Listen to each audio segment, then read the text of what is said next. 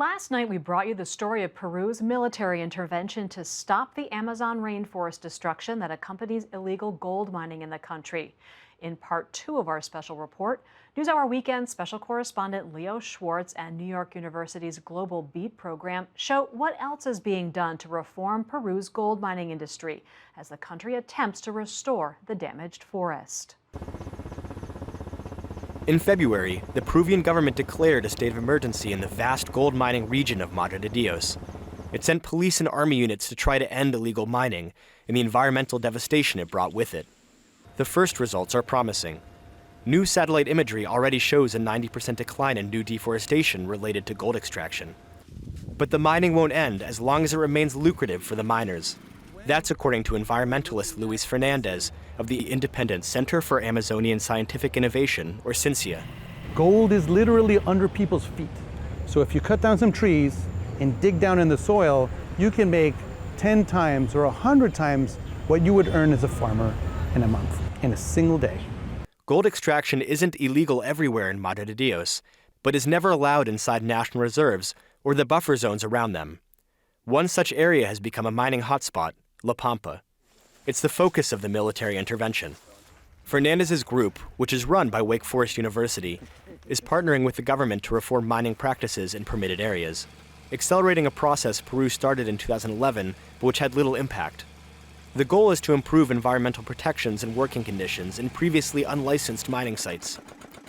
In exchange, it has allowed miners access to legal gold export markets and legitimized their operations. CINCIA operates in centers of the gold trade, like the town of Labyrinto. This scruffy river port is littered with stores selling mining equipment, and its dock is the gateway to both legal and illegal mining sites upriver. A half-hour boat ride away, CINCIA has been working to convince miners that they can benefit from conducting business legally.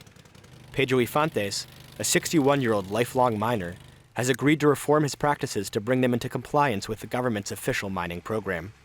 Ifantes allowed us to film his gold mining operation. It starts where his employees work on a floating dredge. They pump up dirt from the bottom of a pool and filter the gold-rich sand out of the rocky, wet sludge. Later, it ends up in the final gold recovery facility. Here we are processing the sand that we extracted during our work. It clarifies and then it comes out here. We separate the black sand from the gold, and then the gold comes out.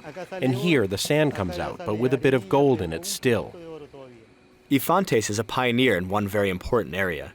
He is one of the first miners to stop using environmentally toxic mercury to extract gold from the sand, even though it makes his work more difficult. We do what the law says. If the law says do not use mercury, we do not use it, so that you contaminate less. Look, it takes a little bit more time, that is true. But it is better for the employees, better for us, and for the environment. Therefore, it is something that we should do.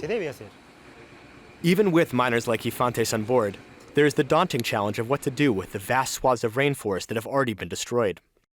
That task is also falling to CINCIA. The organization is now in the process of reforesting about 100 acres in Madre de Dios. Some of its experimental plantations, with rows of tree saplings, are just a stone's throw away from still active mines. Mining and mercury pollution makes it almost impossible to get trees to grow in the depleted sand.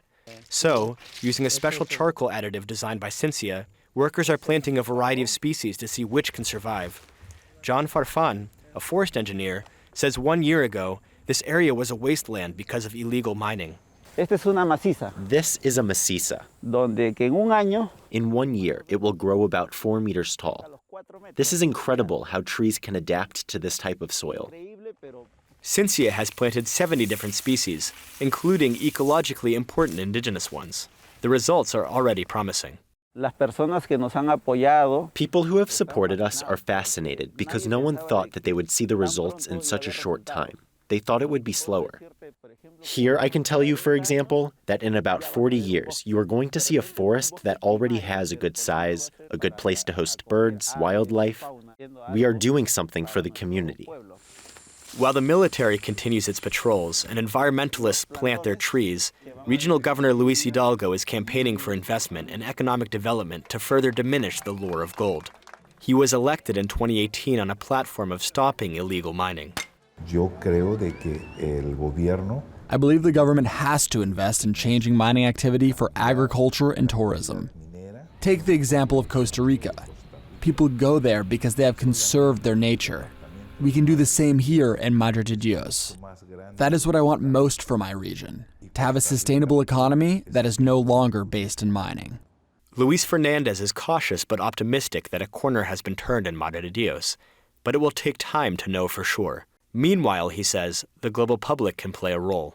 Consumers, I think, really need to be aware about this and ask, where does my gold come from?